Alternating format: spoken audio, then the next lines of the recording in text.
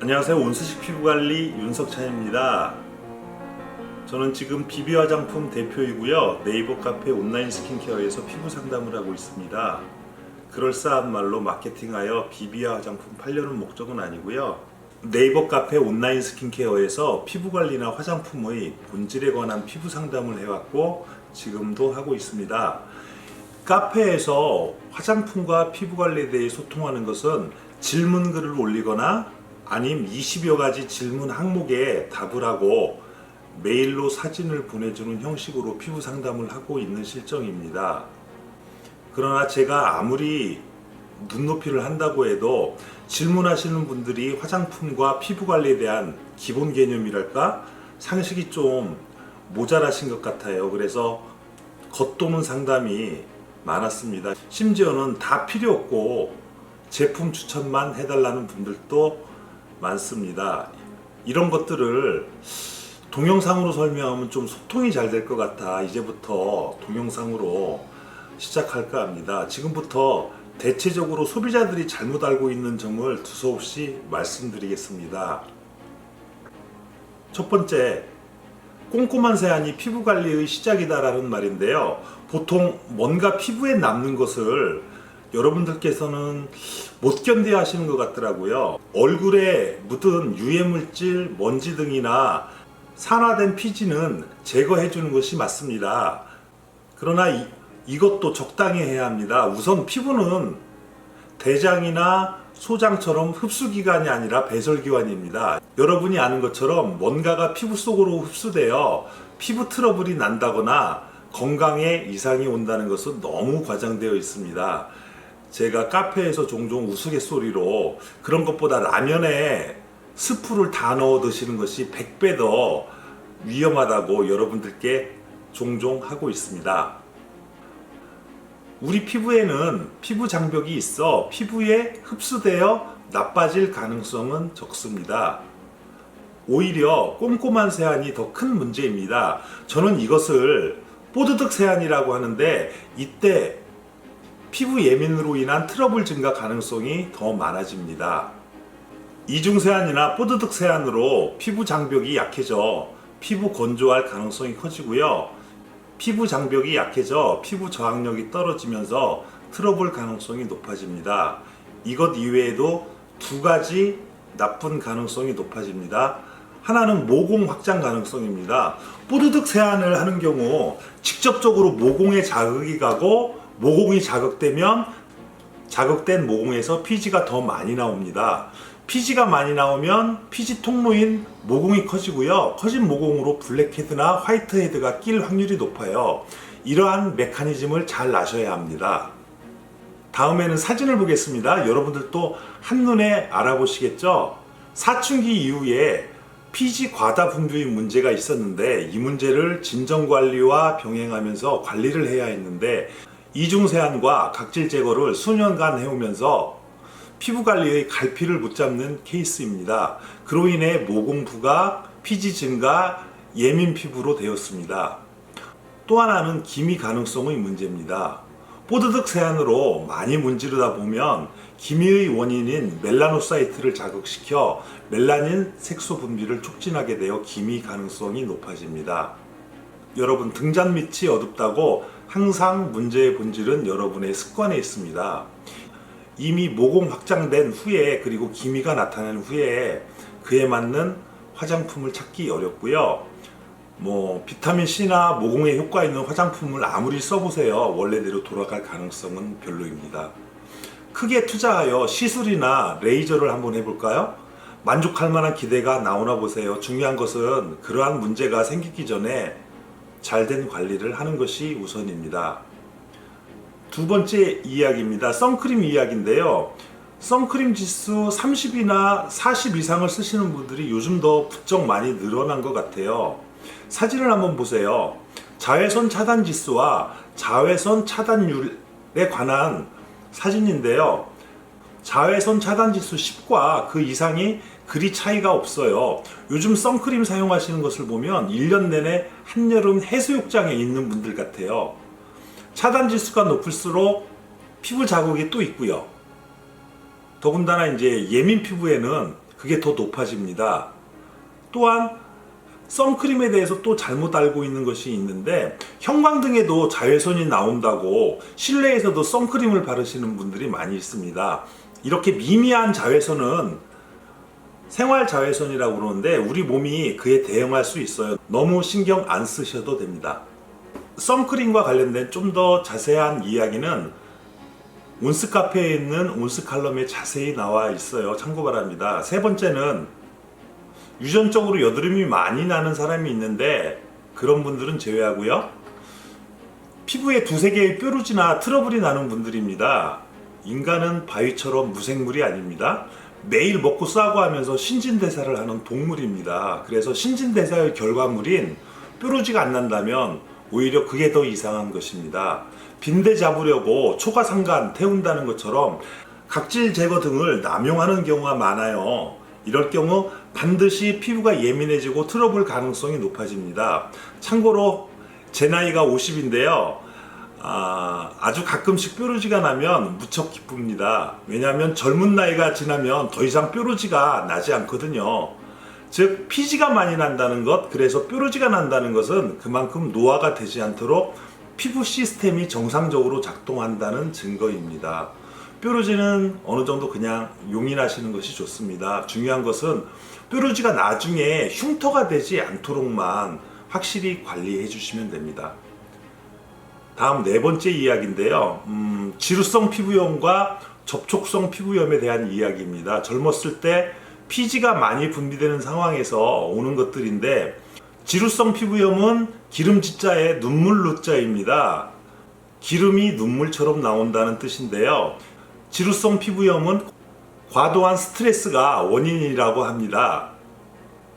내가 나를 느끼고 나를 보는 것이 아닌 타인이 나를 어떻게 볼까에만 무지 신경 쓰고 있습니다. 스트레스를 엄청 받고 있는 것이죠. 자기 스스로만 엄청 스트레스 받는 것입니다. 이러면서 남들한테 보여주기 싫은 것을 감추어주는 색조가 아마 일상이 된 것 같아요. 피부 관리의 대부분인 것도 같고요. 쌈박한 색조 제품에 몰빵하지 않습니까? 그러면 스트레스 받는 지루성 피부염이 되는 것이고요. 색조를 하고 색조 닦아내고 하면서 피부에 접촉이 많아지지 않습니까? 과도한 접촉과 마찰이 접촉성 피부염입니다. 해결은 간단합니다. 스트레스 덜 받고 색조 덜하고 이러면 되는 것입니다. 이러한 근본적인 원인에 관심은 없어 보입니다. 여러분들 유유하는 눈물 표시하면서 온라인 등에다 하소연해봤자 무슨 소용이 있겠습니까? 결국 마음의 병입니다. 스스로의 자신감을 가지고 좀 더 당당해지세요. 혹시 피부 고민하는 것을 피부 관리한다고 착각하지는 않고 계신지요? 다섯 번째, 오늘의 메인 테마 물입니다. 물로 파생되는 수분크림에 대한 내용인데요. 수분크림의 진실이라는 내용으로 세 파트를 나누어서 강의합니다. 오늘은 세 가지 내용 중에 첫 번째, 수분크림의 진실 파트 1, 수분크림이 피부 보호와 피부 탈수 방지 역할을 제대로 해주지 못한다입니다. 여러분, 좋은 화장품이 무엇이라고 생각하십니까? 화장품은 피지 대용품입니다. 그래서 정말로 피부에 좋은 화장품은 얼마나 피지와 유사하게 만들었냐, 이 문제입니다. 흔히 피지는 제거해야 할 대상이라고 생각하며 꼼꼼한 클렌징, 각질 제거를 하는데, 이러면 피부는 안 좋아지고 피부 예민, 트러블 증가, 모공 부각으로 이어집니다. 얼굴에 적절한 피지가 있어야 피부를 보호하고 수분 증발을 막아줍니다. 그럼 구체적으로 피지가 얼마나 어떻게 피부에 좋은지 말씀드리겠습니다. 피지막이 있으면 색조의 잔여물이나 유해 물질을 흡착한 다음에 이를 피부에서 분리해 줍니다. 그래서 세안 시 피부를 예민하게 만들지 않습니다. 즉 피부 속을 다치지 않게 해주면서 피부 속을 예민하게 해주지 않으면서 세안을 하도록 도와주는 것이 피지막이란 뜻입니다. 여러분, 피지가 많이 나오는 코 부분에 김이 생기는 거 보셨나요? 그만큼 피지가 고마운 물질입니다. 그럼 왜 수분크림이 피부 보호와 피부 탈수 방지 기능이 떨어지는지 알아보겠습니다. 아무것도 묻지도 따지지도 않고 수분크림입니다. 요즘 말로 기승전 수분크림입니다. 먼저 온라인 검색을 했을 때 나오는 마케팅 문구를 살펴보겠습니다. 첫 번째 사진의 경우 수분을 채워줘야 한다 합니다. 수분크림을 써 광채나고 촉촉하고 탄력이 있다 합니다. 수분크림을 엄청 찬양하고 있습니다. 다음 두 번째 사진 보시겠습니다. 수분을 공급해 주어 수분 보호막을 형성해 주어야 한다고 합니다. 그럼 이제 팩트 체크를 해보겠습니다. 그러기 전에 그동안 여러분이 수분크림을 써야 하는 이유는 대충 이렇습니다. 첫째, 수분이 부족하다. 둘째, 수분을 공급해 주어야 한다. 셋째, 수분을 공급해주는 수분크림을 써야 한다라는 3단 논법인데요. 이 3단 논법이 왜 잘못됐는지 한번 짚어보겠습니다. 여러분 예전에 교과서에서 어떻게 배우셨나요? 우리 몸에는 일정한 수분이 있는데 조금이라도 부족하면 생명이 위태롭다 이렇게 배우지 않으셨어요? 근데 수분이 부족하니 수분을 공급해줘야 한다네요? 정말입니까? 수분이 부족해서 수분을 공급해주는 수분크림이 필요한 것이 아니라 누구나 일정한 수분이 있어요. 어떤 사람은 수분이 피부에서 오래 지속되는 것이고요. 어떤 사람은 피부 예민이나 뽀드득 세안, 각질 제거 등으로 피부 장벽이 약해서 빨리 탈수되는 것입니다. 즉 수분이 모자라고 수분을 공급해 주어야 하고 이때 수분크림을 써야 한다는 3단 논법은 진실과 상당히 괴리가 많습니다. 피부가 예민해서 각질이 부각되고 들뜨는데 각질층을 두껍게 해서 피부를 보호해야 함에도 불구하고 각질 제거제나 필링제를 사용하여 들뜨는 각질을 제거하는 것과 같은 이치입니다. 저도 비비아 화장품이라는 제품을 팔지만 근본적으로 화장품 회사는 여러분의 피부에 관심이 없습니다. 그것보다 가짓수를 많이 해서 많은 제품을 파는 것이 우선입니다. 각질 제거가 필수인 것처럼 해서 각질 제거제 팔고요. 꼼꼼한 세안을 시켜서 2중, 3중 세안을 해서 클렌징 제품을 더 많이 팔려고 합니다. 낮엔 수분크림, 밤에 영양크림으로 해서 하나의 크림 팔던 것을 2개 팔려고 합니다. 우리 어머니, 할머니 때에는 구루무라고 하는 콜드크림이 있었어요. 겨울 추위에 손등이 틀 때 콜드크림을 바르고 며칠 있으면 나았습니다. 콜드크림 바르면 번들거림이 장난 아닙니다. 이 말은 콜드크림에 그만큼 오일의 비중이 높아서였습니다. 피지는 오일과 유사하고 오일은 탈수를 막는 역할도 좋았고 피부를 잘 보호해 주었습니다. 여러분께서 건조하고 속당김이 있고 붉은 피부라면 수분크림보다는 유분감이 있는 크림을 사용하시는 게 맞습니다. 피부 상담을 하다 보면 수분크림의 문제를 알겠는데 그럼 피부에서 뭔가 납니다 라고 하고요. 영양과다라고 해서 트러블이나 여드름이 나는데 어떻게 할까요? 라는 질문이 종종 있습니다. 솔직히 일시적으로 이런 경우가 있습니다. 분명 유분 과다의 문제가 있고요. 그렇다고 해서 흔히 얘기하는 것처럼 오일이 곧 트러블, 여드름은 아닙니다. 피부가 예민한 상태에서 여드름성 피부인데 여기에서 색조까지 꼼꼼히 하시는 분들에게서 나타나는 경우이고요. 온수식 피부 관리에서는 진정 관리를 꼼꼼히 해주면서 스팟 관리를 권하고 있습니다. 이런 호소를 하시는 분들의 경우 예민 피부인데요. 가장 궁극적인 피부 관리 목표를 피부 장벽이 튼튼해서 여드름이나 트러블 가능성이 줄어드는 것입니다. 그래서 수분 위주의 관리를 해주면서 예민을 계속 가지고 가는 것보다 일시적으로 트러블이나 여드름 가능성이 있다 하더라도 전체적으로 유분감 있는 제품을 사용하면서 국소 관리, 즉 스팟 관리와 진정 관리를 통해 피부 예민을 정상화시키는 것이 최선의 관리라고 생각하고 있습니다. 이러한 문제점이 있다 하더라도 장기적으로 피부 톤이나 탄력, 노화 등에서는 유분 관리가 수분 관리보다는 훨씬 좋습니다. 온수식 피부 관리에서는 아는 만큼 자유로워진다고 하고 있습니다. 여러분들도 화장품이나 피부 관리에 있어서 기본적인 내용을 알아야 합니다. 그래야 낚시질 당하지 않고 과다한 지출도 막을 수 있습니다.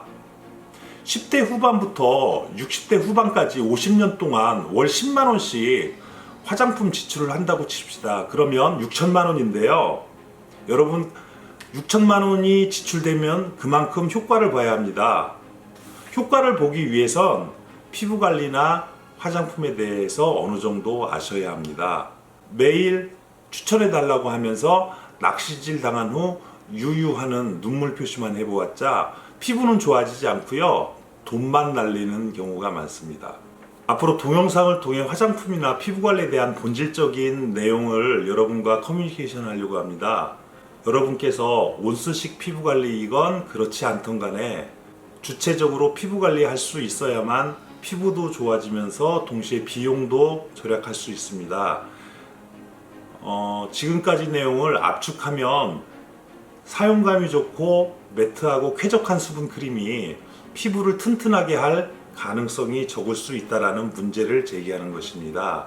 여러분들께서 피부 관리 하는데 이 동영상이 참고되었으면 좋겠습니다. 이렇게 수분크림의 진실 제1탄을 마치겠습니다. 2탄에서는 수분크림과 계면활성제, 합성 폴리머에 대한 문제, 3탄에서는 수분크림과 마케팅에 대해 강의하겠습니다. 마지막으로 피부장벽에 대한 설명입니다. 지금까지 피부장벽 하면서 피부장벽이라는 단어가 많이 나왔는데요. 온수식 피부관리에서는 피부관리 최대 목표를 피부장벽이 튼튼한 상태로 보고 있습니다. 뿌리 깊은 나무는 바람에 흔들리지 않듯이 피부장벽이 튼튼한 피부는 트러블 가능성이나 여드름 가능성이 줄고 노화와 탄력 등의 가장 좋은 상태가 피부장벽이 튼튼한 상태입니다. 사진을 보시면 이해하시는데 도움이 될 것 같아요. 벽돌과 시멘트로 촘촘하게 연결된 것이 피부장벽이 좋은 상태고요. 피부장벽이 좋지 않은 경우 수분크림이 피부에 좋지 않다는 것을 알려주는 사진입니다. 처음이라서 저도 상당히 어색하고요. 여러분들께 어렵게 설명드렸을 것 같아요. 다음 동영상부터는 좀 더 쉽게 하겠습니다. 오늘은 이만 마치겠습니다. 감사합니다.